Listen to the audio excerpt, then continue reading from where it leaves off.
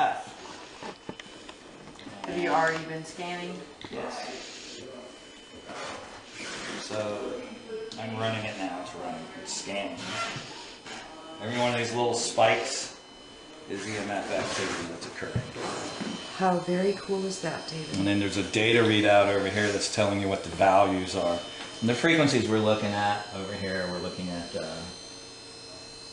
2.16 hertz, 13 hertz, 11 hertz. It's all very low frequency stuff.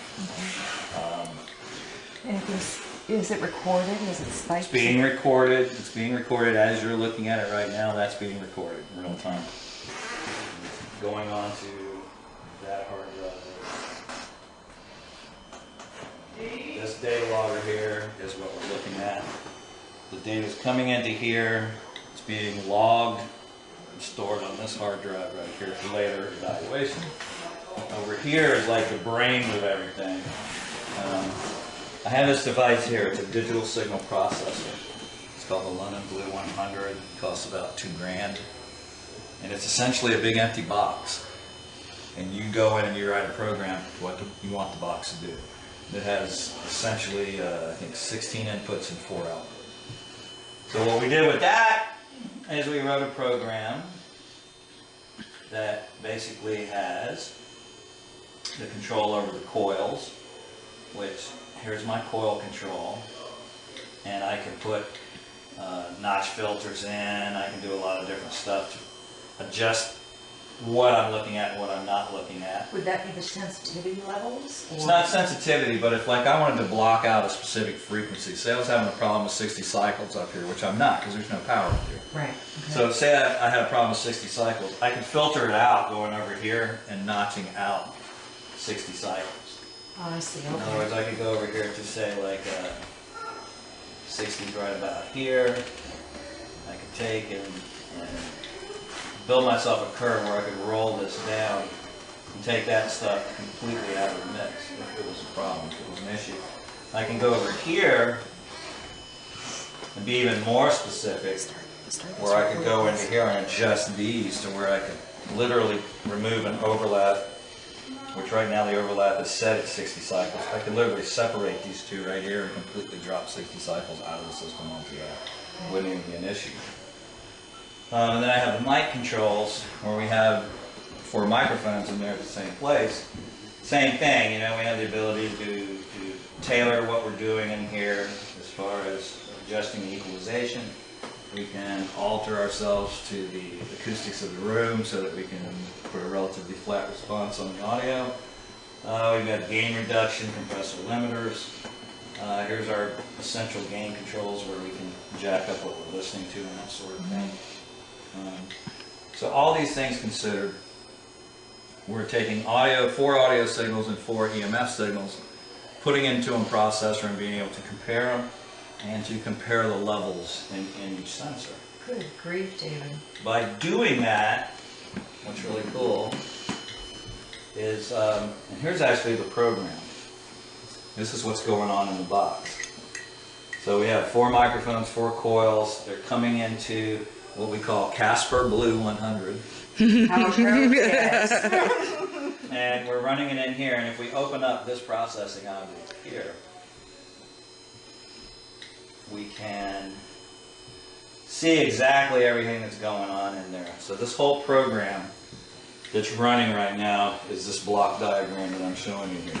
In other words, to design this system, we drop and drag components.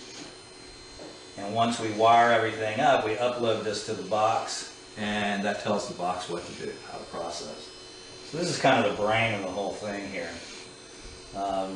Coils come in here. We have coil preamp. We have a 60 hertz notch filter built in that takes 60 hertz out of it before it even goes into the system. So 60 hertz coming out of the wall is no longer an issue at all. It's not even red.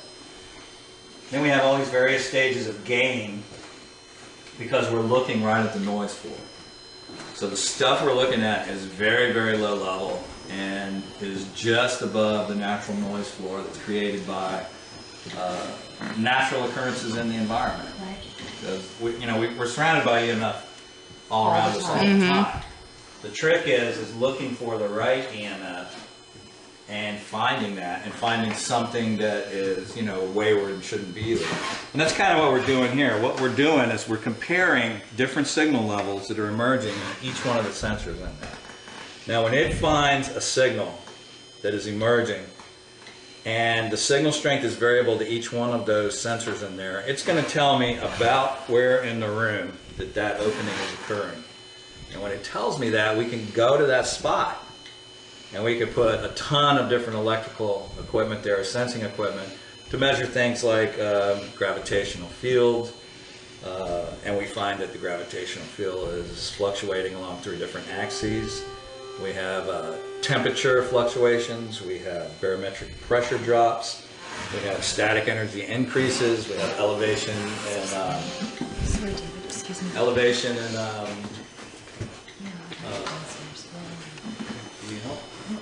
ions. We also have radiation spikes which are occurring. Like right now we're measuring gamma radiation in that room there, and that's what we're getting. Those spikes are each little gamma radiation spikes that are occurring in the room. Now, is there natural sources of gamma radiation that can occur? If there is, everyone would be dead of cancer. Well, I was just curious.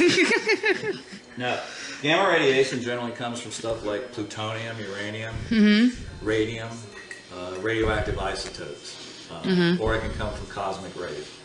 What happens during a paranormal event is we have something called a subatomic particle annihilation.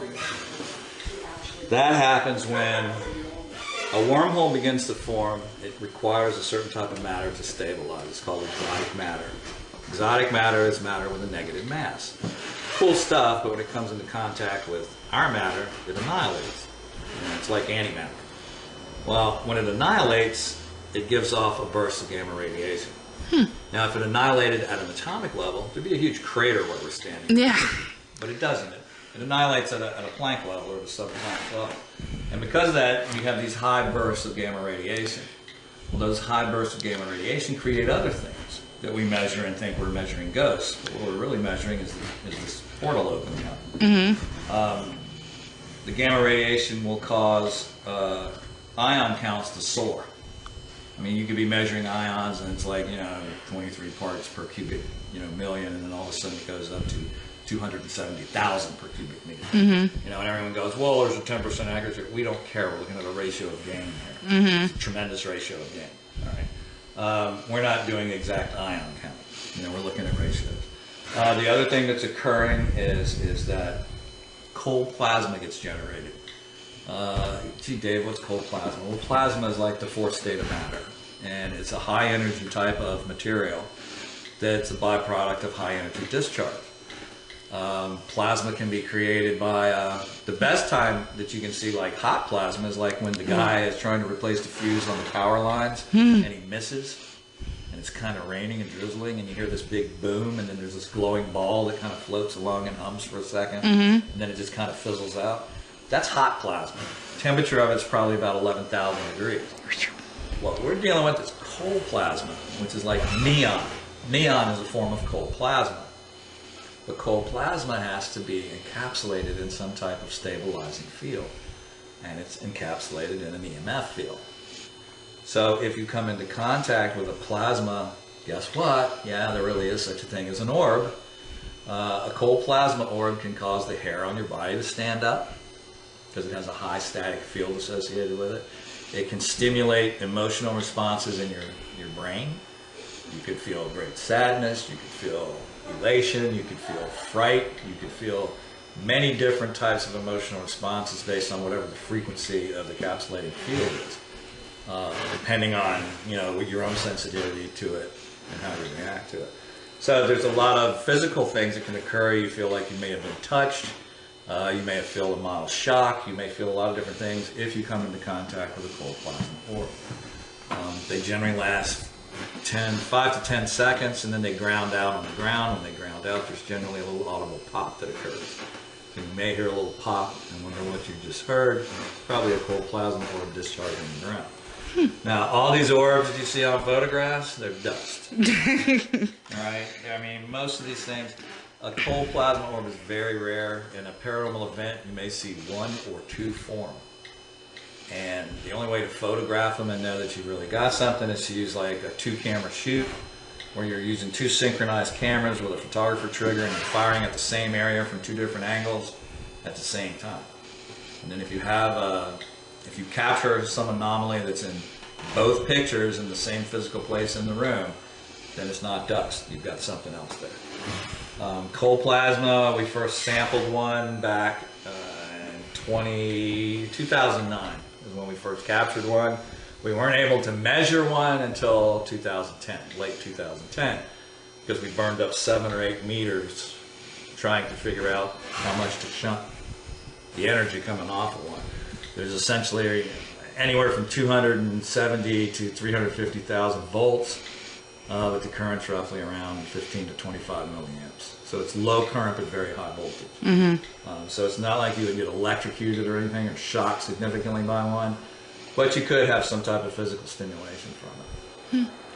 So another byproduct of this wormhole opening up. Well, when this wormhole opens up, it creates a paranormal event horizon, what I call, which is an area probably about 2 meters max in size. And in that 2 meter area, things happen. You'll capture EVP. You might see an apparition. You might see some type of fog. You might see some type of visual anomaly that's occurring. Some people see, sometimes they see little wavering lines like you see on a hot highway in the summertime. You might see the room kind of flicker in that area. All those things are associated with this formation of an Einstein-Rosen bridge, essentially. So what this device is able to do for us is to allow us to predict the location of that paranormal event horizon a few moments before it happens. Wow. And that gives us time to get in position with the right stuff and start measuring it when it does materialize. And that's how we've been able to gather a lot of data. That's how we know that, you know, there's barometric pressure drops, there's temperature fluctuations, there's all this. So what we believe, it's a very special kind of wormhole where it has 2 throats and it's a single throat with 2 tubes. And these tubes counter-rotate. One rotates in one direction, one rotates in the other. But they have a common funnel that goes into them. And in that funnel area is where paranormal stuff happens. It's where we experience it. That's where the interface between us and their reality occurs. And the reason I say there's 2 tubes is because a wormhole is essentially a one-way construct. Energy can travel one way in it. Well, energy is traveling 2 ways in this construct. It's coming and it's going as well. And we know this because we're able to inject energy into it, and it's certainly putting energy back out that we can measure in our environment in the shape of EMF, EVPs, other sorts of energy, telekinetic activity, that sort of stuff. So it's a very particular type of wormhole that has 2 tubes.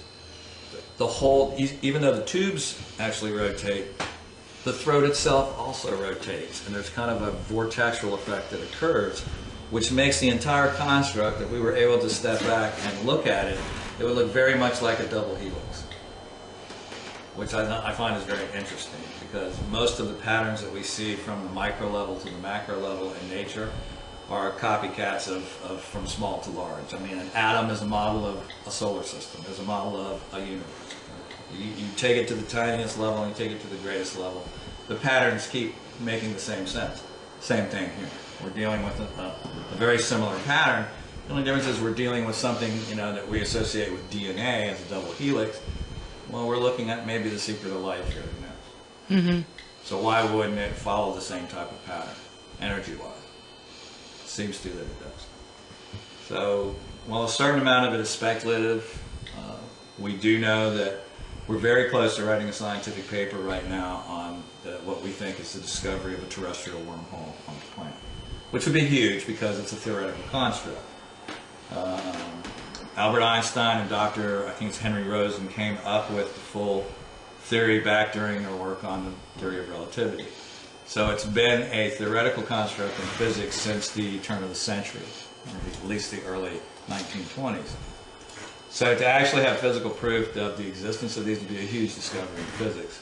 And like I said, we're pretty close to writing a paper on it. We've gathered enough data to show significant indicative evidence of wormhole formation. Well, I know, like in the scientific field, like a lot of times they just blow it off. Do you think that they'd blow it off with that too? I'm sure they will when it first appears. It'll be ridiculed, and everyone will say, "Oh, poo-poo." And until 2 or 3 more scientific groups duplicate the stuff and get the same findings, you know, it'll be very speculative, and you know, a lot of name calling, and people, you know, all kinds of things like they do now. No big deal. So, but we don't care. You know, we don't care. That's right. If, you know, the scientific community accepts it or not. We want to know what the hell's going on. I mean, that's what it's all about. I mean, you know, to say, you know, oh, you know, these guys are, you know, the trees have rocks, and that's what they have memory, and that's what causes the resistance from the feathery realms. And, you know, that crap just doesn't cut it with me. I got to know exactly what's going on. And if wormholes do exist, which we're pretty sure they do, that would explain a residual haunt, not as a haunt at all, but as a connection between 2 places in time. So you would literally be witnessing a historical event occurring as it's occurring. That's what a residual haunt is. It's not a haunt at all. You're seeing history That'd be as cool. it's taking place. Because you're looking at a slice of reality from a period in history as it's happening where you're at. Because you're looking through a conduit from your time to that time. Would you hypothesize that they're experiencing us in the same way that we are experiencing them? I'm sorry, what? So would you hypothesize that they would experience us in the same way that we're experiencing them? That where they I don't think so. I think in that where- case, I mean, I think it's possible, yeah. I mean, I think they could, not necessarily when we are seeing them, but circumstances could certainly unfold where in their normal life they would witness something from the future. And I'm not sure I haven't seen something like that in the past.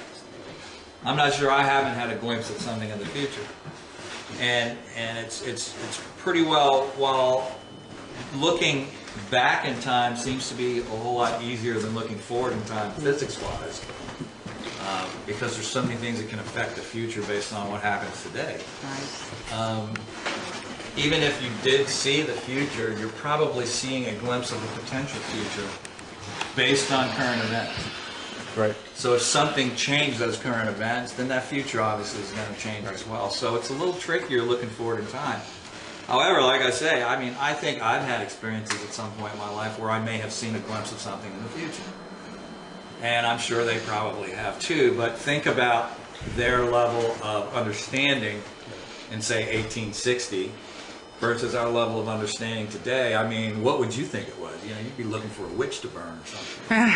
Alien, literally. something kind of. So, I mean, when we take all these things into consideration and we look at them, you know, we have a whole lot of tools at our beck and call that when I started in this field in 1976, this stuff is unheard of. I mean, laptops, PCs didn't exist when I started this. You know, the fact that we have not only PCs, but we have laptops that are capable of doing what the original defense NORAD computer was capable of doing to control missile launches globally. We can do the same thing, and that computer filled up 6 rooms under a mountain. Right. And you can do the same thing now with a laptop. It has the same amount of processing power as those 6 rooms had 25, 30 years ago.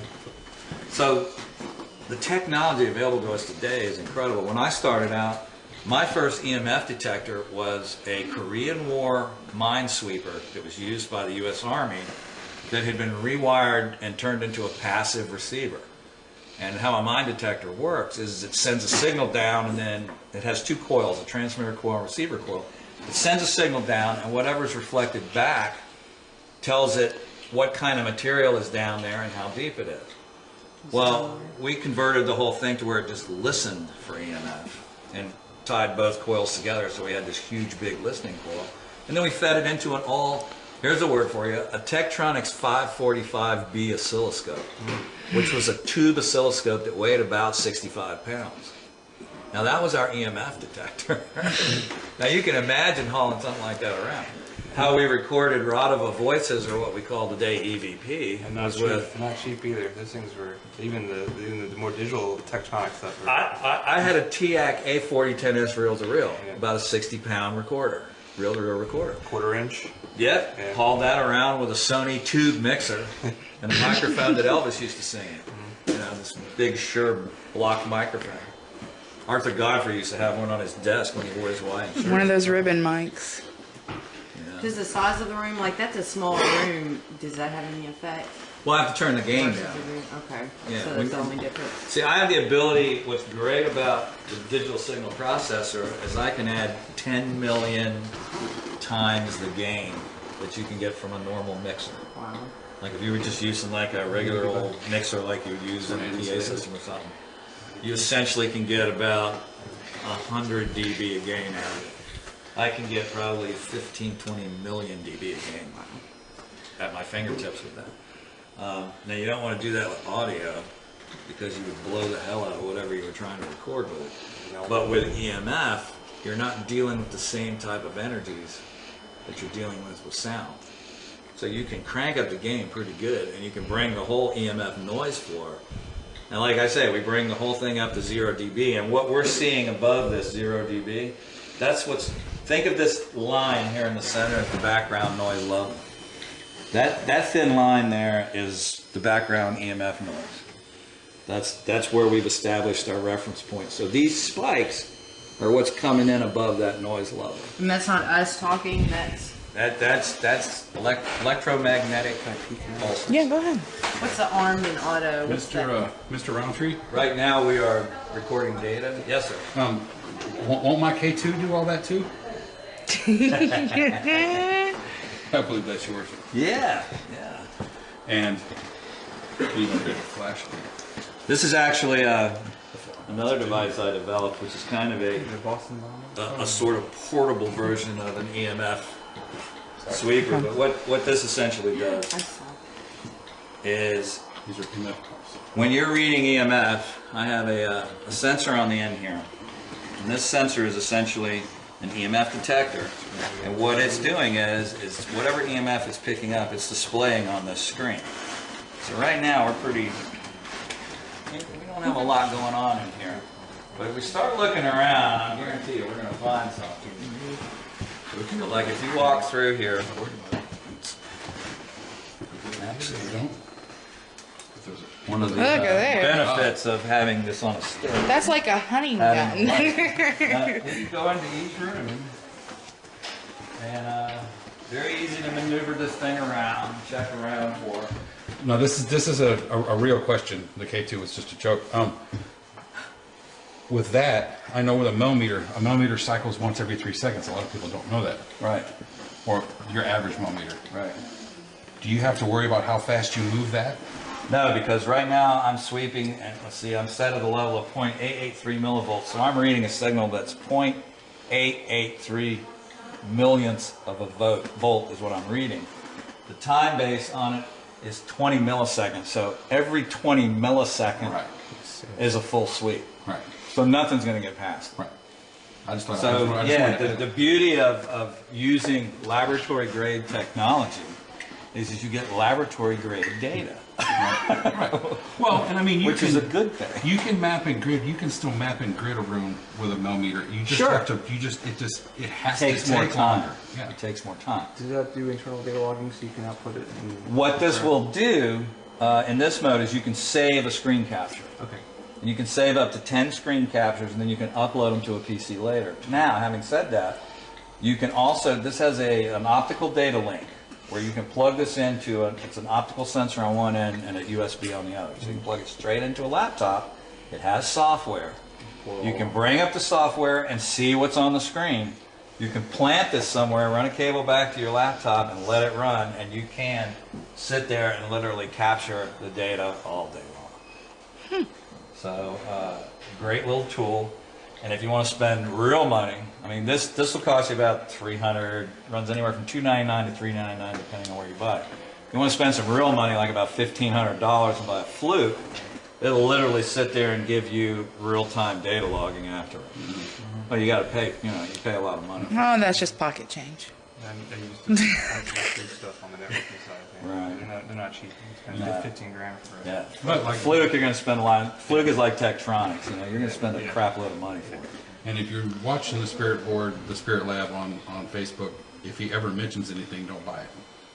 No, if I mention it, you better buy it when I mention it. Because it goes up $100. Because within within 2 days, within yeah. hours, it goes within. Yeah, within 2 $200. days it goes up tremendously. We keep trying to tell him to start putting on that he's playing with blocks. But the funny thing about it is we looked at a recording device the other day. What was it? Tracy, what was that recorder? It was an 8-track Tascam, right? Yeah, Tascam. On sale for $329. Something for four. No, it was on sale for $419 Normally just for one day, and then it $1,600. was $529. Yeah, like instantly. I go, hey man, I post the link within an hour. It's up a couple $100. What we need to do is buy stock in a certain company, then have him mention it. I'm telling you, it's weird. I think it's coincidental, but it just seems awful coincidental. I don't know. The data logging software you use here for the rig, is that proprietary? Do you have some work? Yeah, it actually, there's several different kinds that data logger will work with. I just bought the proprietary software because it was cheap. It was $99. Okay. Did you have to do any custom? No. All I had to Out of do the was go box? in. Well, see, it comes with calibration software. Okay. So the first thing you do is you let it find it and you calibrate it. And then you can, after you calibrate it, then you just hook it up. And then you set what the parameters of each input you want. Like what I'm doing is using 0 to 10 volts as my control voltage. So I set each input at 0 to 10 volts. And that way it's measuring those coils from 0 to 10 volts. Now I could set it from 0 to 5 volts and it would be even more powerful, but the problem is you get too sensitive with it and then you hit something that's hardcore, you blow the hell out of your equipment. Yeah. You know. So I kind of run it, when I'm not standing around it, I'll sit there and have it running like it is now where we've got these little spikes. But if I'm in there and I'm running long term, I'll crank it up to like 0 to 5, and then you really start seeing detail and stuff on it. But the beauty of it is even storing it at 1 to 10, you can come back, and the data is digital. So you can examine it, blow it up, and everything else, and it's still the details all there.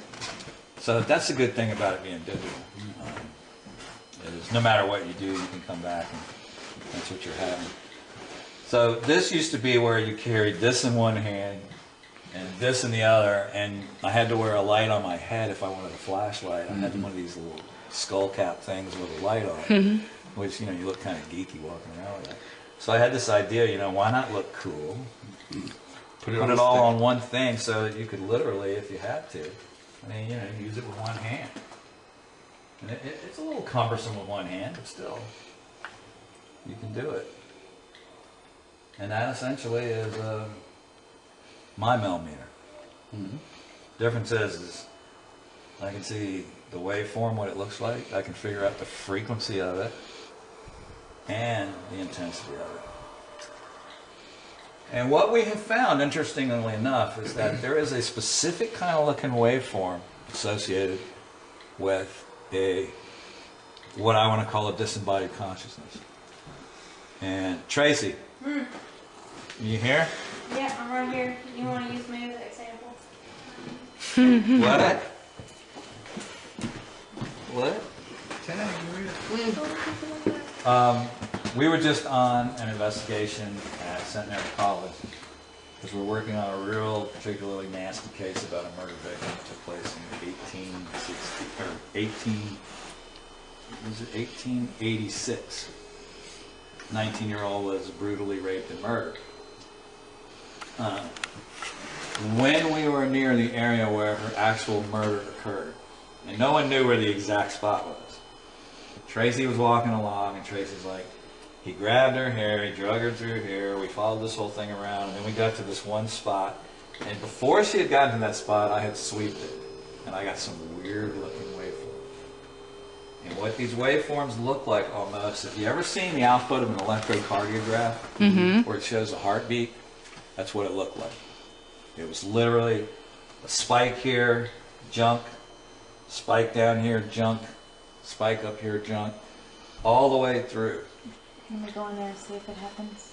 Huh? You maybe go in there and see if it happens? Yeah, and the Johnny? other thing is too, is you can read Tracy sometimes. like a lot of times it will happen around her. Pretty dead right now. Everything seems to be like. Wait a minute. Everything seems to be kind of holding its breath tonight. In here. He'll be here now.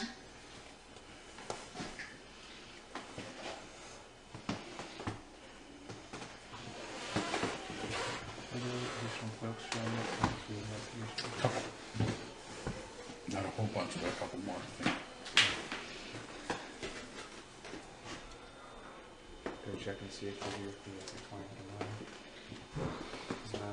No, I don't think anybody's in a big hurry. No, I know. I just Okay. Oh, there it is. Boom. See here, Oh, there it goes. to the right. There it is. You want to catch that on film? They're always That waveform right there Look at that. is associated with. kids are always to my right. Look at that. Oh my God, it's going crazy. It is.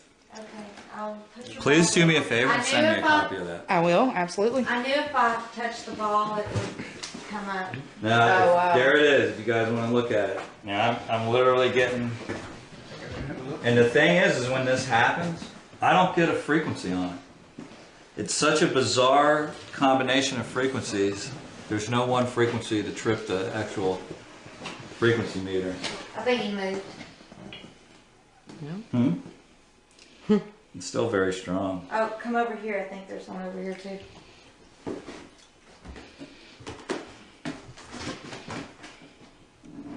Yep, right here. Am I right? Mm-hmm. Yeah. Okay.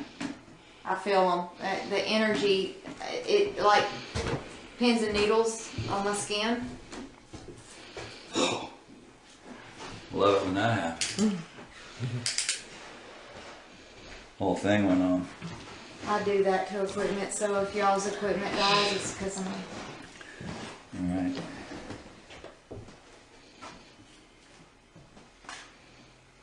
Yeah, it's still there. There it is. No, they're not like though. But that If you particular. notice, they're always that bring it up. Usually, if I know that it's a kid, they're usually always kids for some reason. I don't know why, but I'm very attached to children, or This- they're usually attached to me. This particular waveform we have found on numerous occasions where there's activity. And I never see it anywhere else. I have never been able to duplicate this waveform artificially at all. Has it started until I came along? No, that was the first time it did. This is the anything. first time it did And it. he had taken it to different rooms too. He brought it in here because it didn't do anything in there either. It's my brain. And I have no cell phone, no nothing on me at all. No electronics, nothing. I've got an Except for iPad watch. when you walk out. No, that's not gonna do it. The iPad's putting out 2.4 gig. This is something totally different. This is under 10 hertz.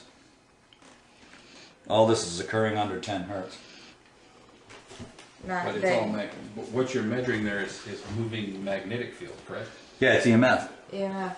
It's EMF. But it's a real funky looking kind of EMF. It has things very similar to like an electrocardiograph to it. In other words, it's picking up not just this variable frequency, low frequency waveform that's changing in front of our eyes here, but you see these spikes that are going up, positive and negative spikes. Let me see if I move into another room, will it disappear? It changes.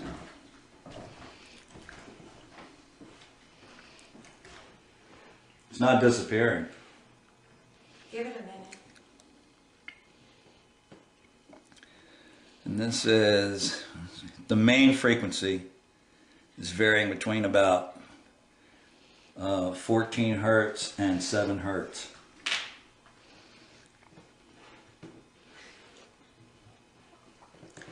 And that was like about a 2 hertz that went through there. But the main frequency, which is the dark squiggly line, that's varying tremendously back and forth. I mean, when it gets smaller and denser, it's higher frequency. When it spreads out, it's lower frequency. We're dealing with the time period here on this grid. And obviously the more cycles within a time grid, the higher the frequency. So, Now, does it just isolate to a particular spot, or like if you moved it to a different spot, is it going to just go back to normal? well, let's go and let's check it out and see what it does. Wow. Let me get it. But is that picking up the ambient from outside? Well, Power line? if it was, the closer I got to the window, the stronger it would be. And of course, there's nothing. I'm going to trip over a toy with no line. But, you know, good question. Because you have to eliminate any kind of external power lines. However, I don't know of any power that we get in the U.S. that's between, 4, 7, and 14 or 15 hertz. It's all 60 hertz. So did it disappear? Yeah, once he moved it. Okay. Yeah, once I left that spot there, and I got an That was idea, my I come curiosity. back over here. Now come right here. See, there's nothing here now. That's because it's moved over here by me again. Now, So, with that being said, that's why I brought these up here. I'm very curious to see what these would do to that. well, let's measure it. Look, Do it in here, or do you Just sit it right here in this chair and see what it looks like. when you were pointing toward Tracy, you started getting readings again, David. Yeah. She does that. Now that's what you're generating right there, buddy. What are those, Eric? these are MF pumps. These are magnetic field pumps. Okay. There it is. That's what the waveform looks like you're generating. It is 21.45 hertz. It's varying because you're, probably got a battery operated motor in there. It looks different. So It does look because different. it's a It's single steady. frequency, we're getting a readout, and it's telling us it's 21 point Whatever. varying 339 to 21 whatever hertz, but pretty steady in the 21 hertz category. And it's not like sporadic like that other one was at No, all. not at all. And if you think this is like that spinning magnetic field, you do this. Now, dude, put a second one up, and let's see what. I have to put them on the floor to do that. Well, put them on the floor. Somebody downstairs will go ape shit. Someone will start shitting on themselves downstairs. Now we have one. Now let's see what happens when we put two in there. Oh, look, we have two waveforms. And look at how they mix. They're slightly out of phase, and it causes all that funk to happen. But if we go and do proximity effect, we can say, okay, there's one. There's the other one. I like this one. It Yeah. moves. It's like that. developing technology. It won't hurt your ears. So that being said, with the fluctuations that we were getting a moment ago, do you believe that that was because they were different fluctuations, that it was a different individual, or it was the same Very thing? well could be.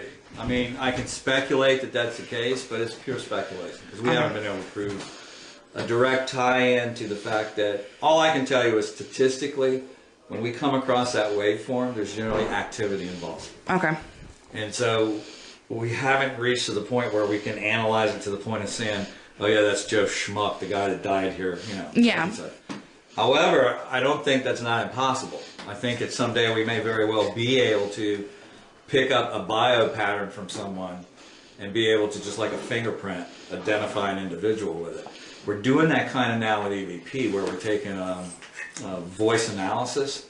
If we have a recording of a person when they were alive, of their voice, and we get a recording of an EVP that we suspect may be from that person, we can compare those two wave files and find markers that are common in the EVP and in the voice file that we have on record. Then we can positively identify that EVP to that person. Mm-hmm. Now, we're at the very infantile stage of doing that because most of the people that I have voice files on are still very much alive. Yeah.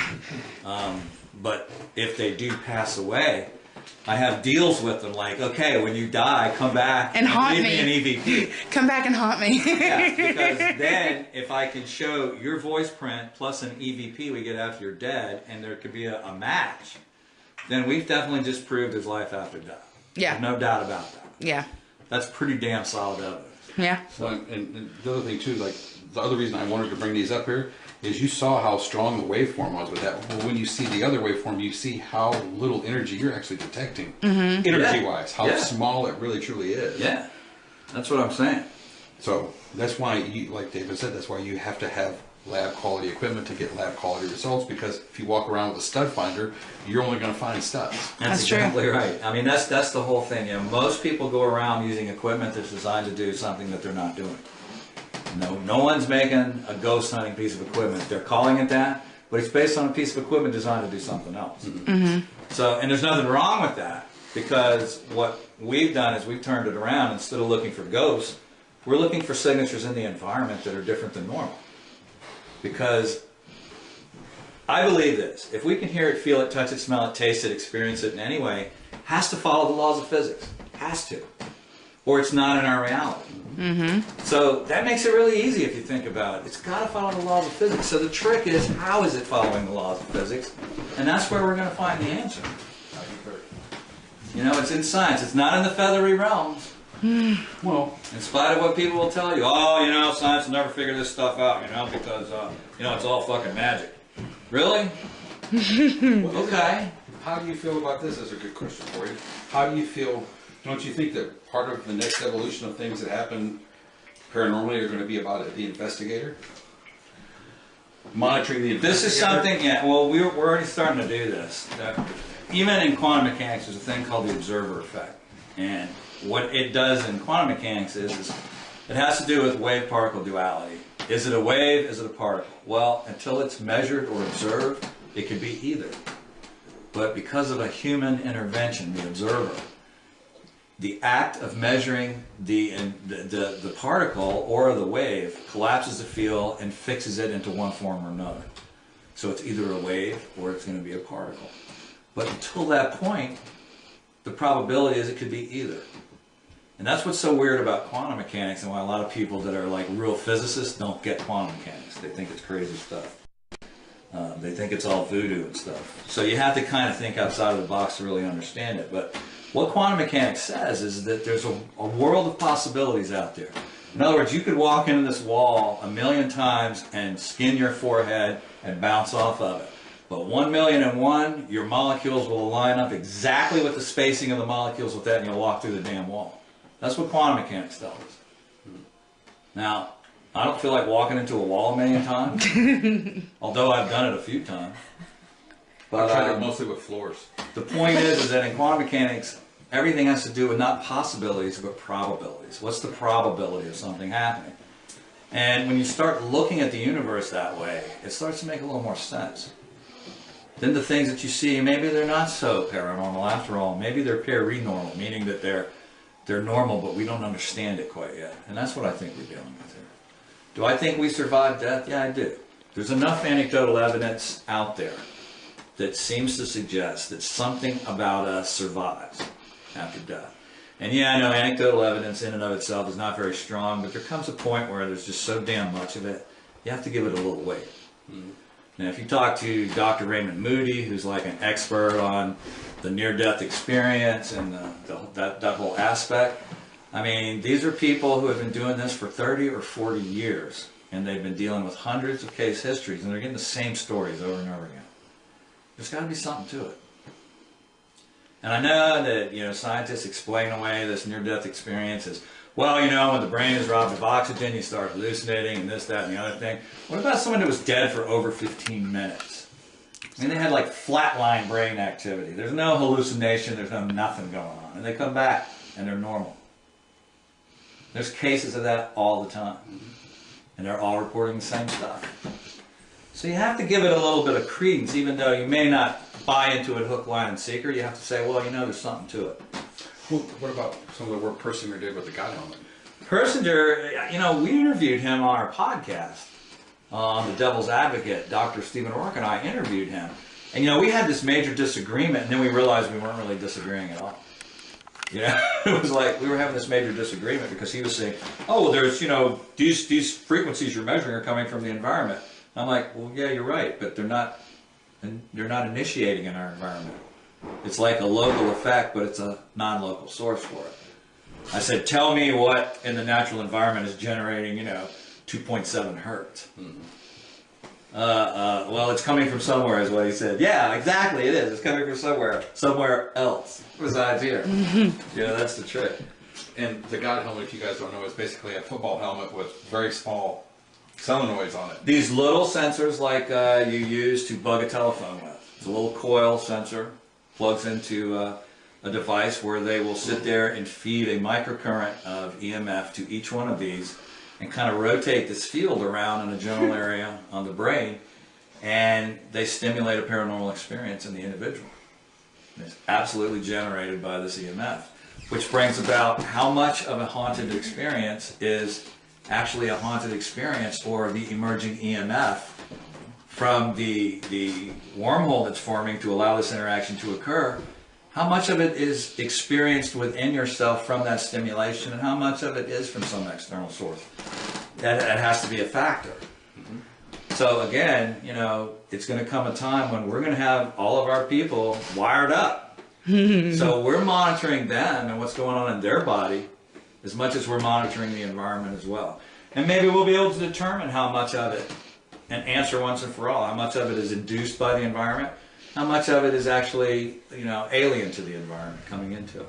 And if you can induce it, why is it so hard to believe that you couldn't be sensitive to it to begin with? Because everybody's different. Sure. Everybody has different sensitivities. Well, and the beauty of it is if we can understand the dynamic, why can't we recreate it? Exactly.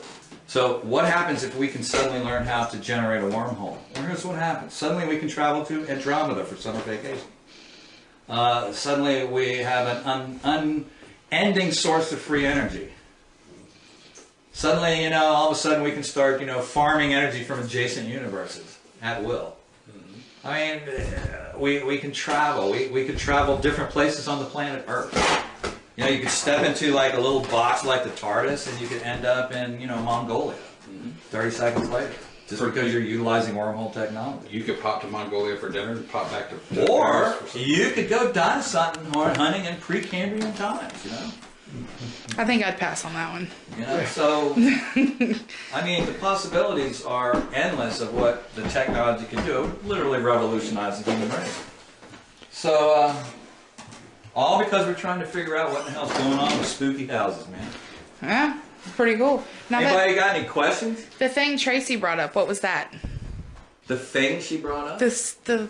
The piece of equipment that had 2 microphones attached to it. Ah, that is the Roundtree Voice Phenomena Recorder. That is a Tascam DR40, and it records EVPs. Okay. Is it more sensitive, David? It's definitely more sensitive because we use a real special kind of microphone on it, but what's really cool is it's a 4-track recorder. It has 2 built-in condenser mics, which are deaf to EVP. Condenser mics do not hear EVP. So, you've got a controlled pair of channels. You've got a set of channels that are not going to control, they're not going to record EVP at all.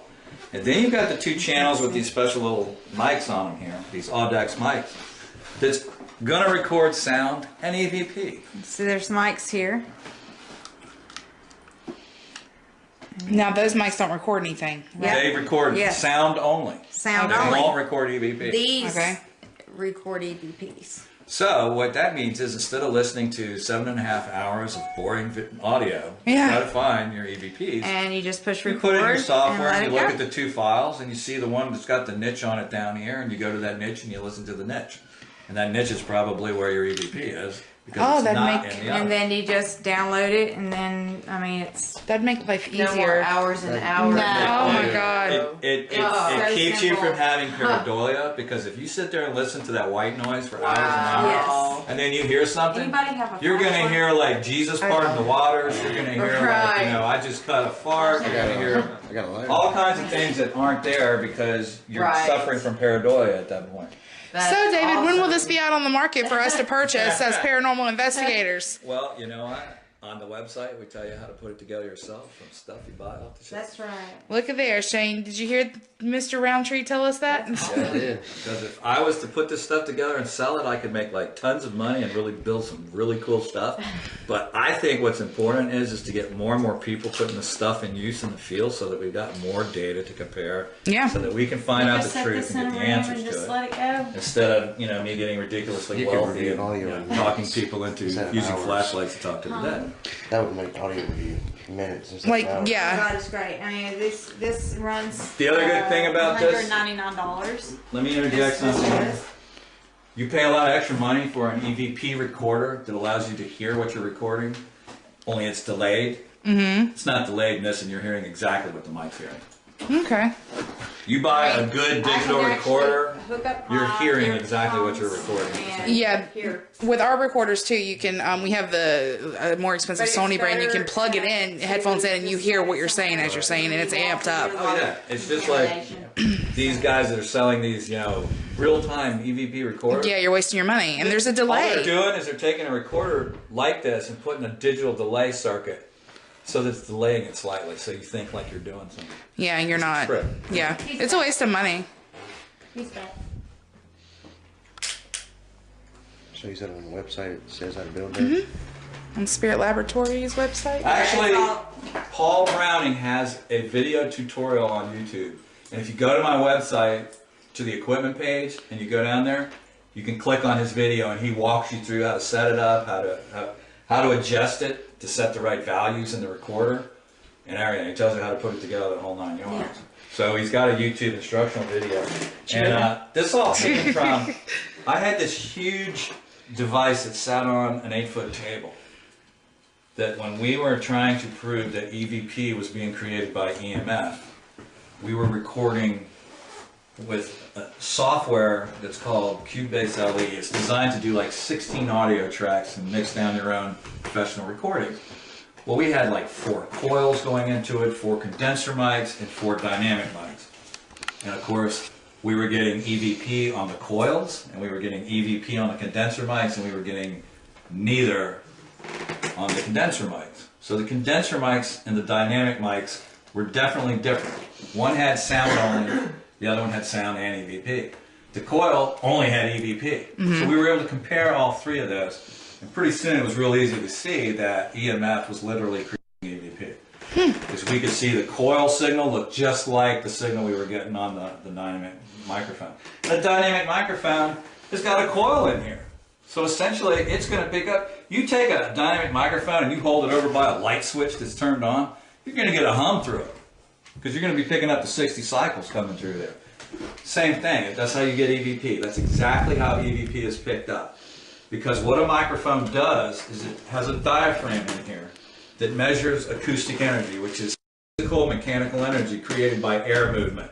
It moves that coil with the vibration of what you're saying. And then the coil moves in a magnet and that converts that mechanical energy into EMF so that the recorder can pick it up. So all the recorder's doing is bypassing the need for the diaphragm and picking straight up through the coil in the microphone. The recorder sees it the same way as it sees sound. That's So amazing. the beauty of it is your audio equipment will process EMF in the audio spectrum. Good trick to know. That means if you've got a mixer and a couple of coils, you can hook the coils up to your mixer, crank them up, and look at them on an oscilloscope. Or record them in your audio software. And go back and look at the waveform. That's amazing. It's interchangeable once it becomes electric. Once it goes into the box, it's interchangeable. EMF and audio are the same. That's amazing. Yeah, it's great. You can tell how excited I am because if you've ever ran, 6 recorders for 8 hours and had to listen to all that audio. Try like 22 Hey, different you know what? DVRs. We were at a place, and the bad thing when you have activity that is, oh my God, really bad. Flashlight. We went to, what was that place called? Catfish Plantation. Catfish Plantation. This thing kept going on and off by itself. When I went in, I had like 6 files. I had 234 on one thing. It was turning on and off. It was turning on and Wow. off by itself, and I hadn't even had time to go through them at all. And then the Wow. other one had 200 and something too. They were totally full, so I just deleted them all and downloaded them. But it'd go on and then it'd go off. It'd go on and it'd go off all by itself. Wow. It was weird. Did it all night. We have a video on YouTube about it showing it. Yeah. It's Wow. unbelievable. That's amazing. So that's the only bad thing is when they want to play with your toys. So anybody else got any questions? Not at the moment. I'm sure I'll think of one by tomorrow. Or 2 or Well, I 5. was thinking one like after the fact. Or 20. You notice I've had questions for you since I interviewed you too. Like Yeah, you've been doing your homework. I've had them built up for a while. I'm just gonna let you know. I've been holding them in. That's good. You know? It's good. It's all about education. If I can inspire you to think, then I've done my job. Yeah. Well, I've always been a You should thinker, think but about it. you're getting me thinking deeper. Well, and that's what it takes. I mean, obviously, the stuff that's been done for the last 20 years is not getting us any closer. Mm-hmm. You know, you can only jump up and down and squeal about an EMF spike so many times before it kind of wears off. Mm-hmm. What's the next step? Well, the next step is, okay, well, we got an EMF spike. Well, what frequency is it? Yeah. Okay, well, what's the amplitude? What does the actual waveform look like? Ooh, that's a weird looking waveform. Yeah. It's not You know? natural. Yeah. Suddenly, all of a sudden, things start making sense. Now, that waveform looks almost like an electrocardiogram sometimes. Yeah. Now, are Like we a getting heartbeat. some type of biofield energy that we're measuring? Some kind of residual biofield energy, maybe? Mm-hmm. And can that be like a footprint or a fingerprint? Can it actually have some clue to an ID of somebody? Maybe. Yeah. You know, these are things that are going to take years to figure out. But hey, you know, got to start somewhere. What gets me is, and what floats my boat is knowing that somebody's going to try something different just because they saw something I did. Mm-hmm. Because then they're going to come back to me and they're going to say, you know, we did such and such, and we got this.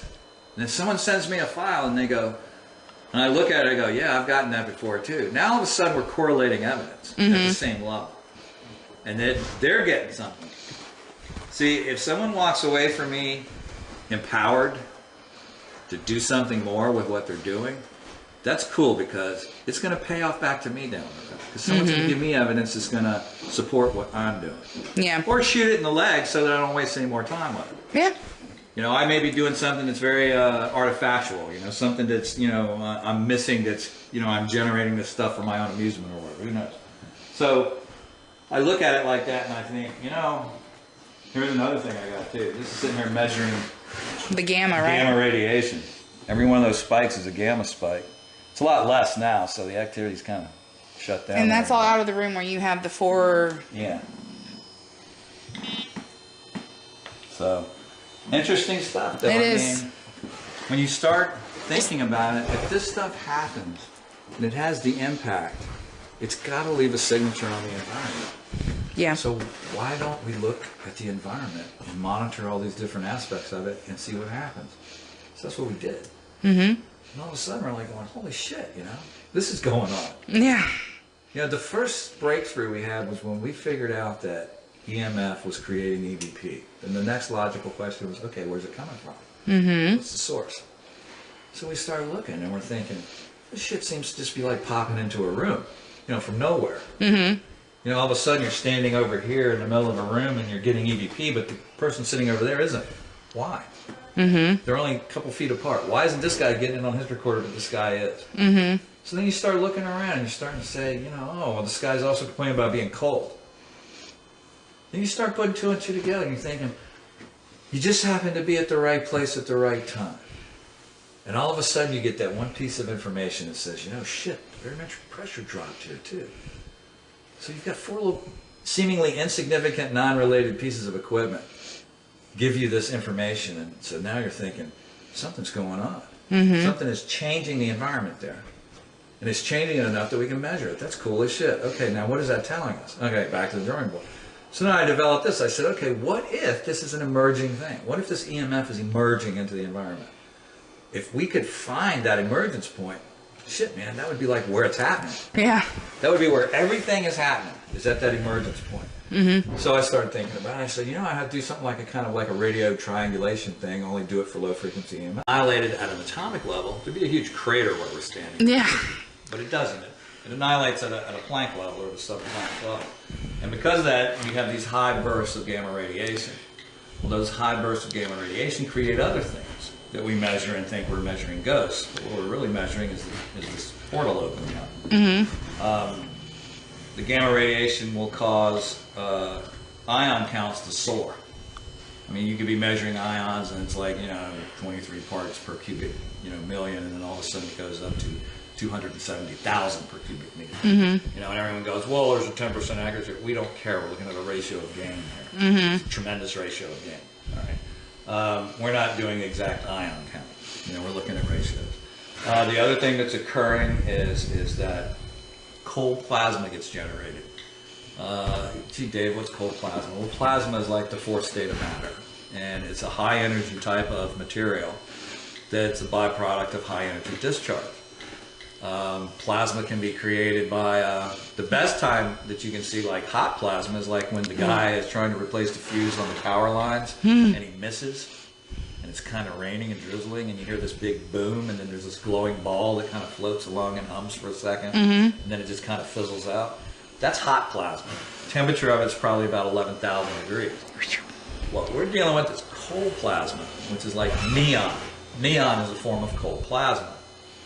But cold plasma has to be encapsulated in some type of stabilizing field. And it's encapsulated in an EMF field. So if you come into contact with a plasma, guess what? Yeah, there really is such a thing. Each one of those sensors in there, it's going to tell me about where in the room that opening is occurring.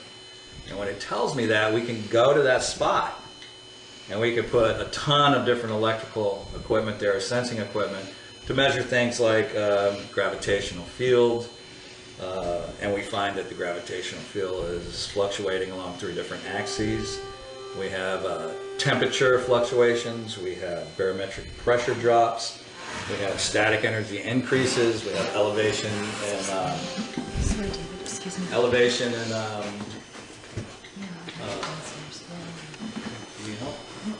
ions.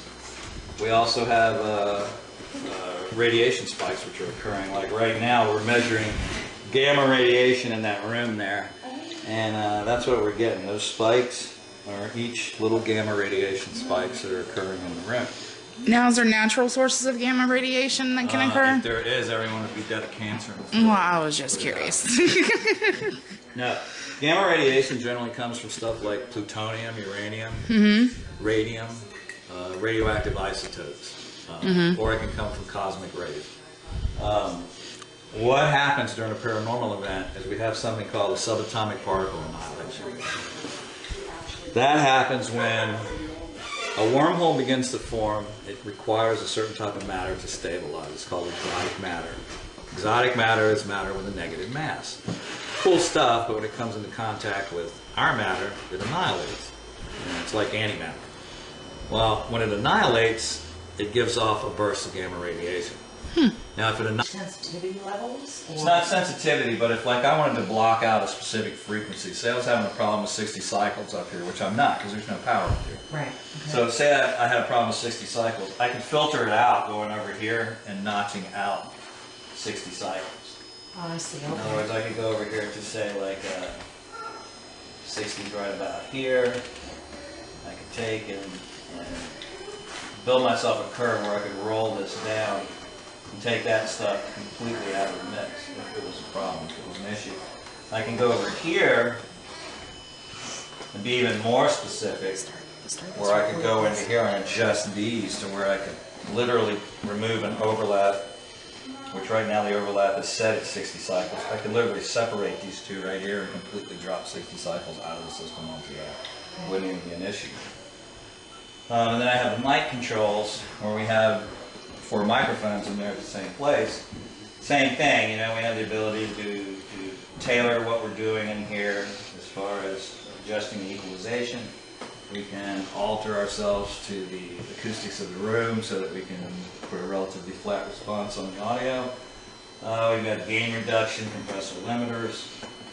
Here's our essential gain controls where we can jack up what we're listening to and that sort of thing.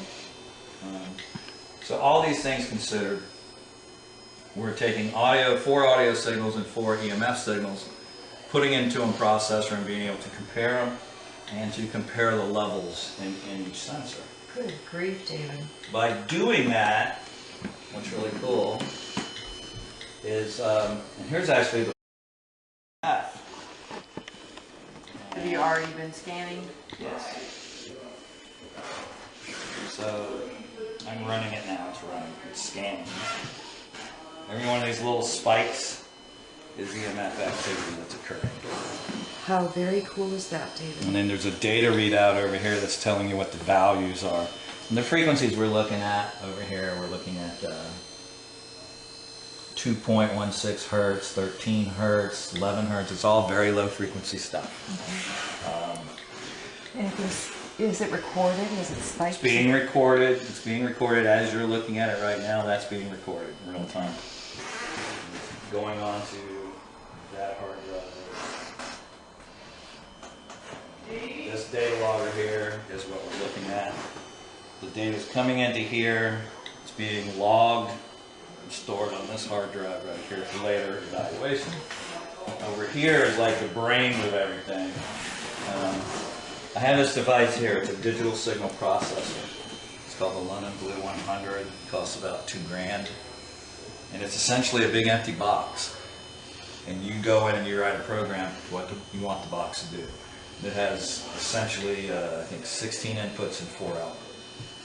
So what we did with that is we wrote a program that basically has the control over the coils, which here's my coil control, and I can put notch filters in. I can do a lot of different stuff to adjust what I'm looking at and what I'm not looking at. Would that be the Program. This is what's going on in the box. So we have 4 microphones, 4 coils. They're coming into what we call Casper Blue 100. Yes. And we're running it in here, and if we open up this processing object here, we can see exactly everything that's going on in there. So this whole program that's running right now is this block diagram that I'm showing you here. In other words, to design this system, we drop and drag components. And once we wire everything up, we upload this to the box, and that tells the box what to do, how to process. So this is kind of the brain of the whole thing here.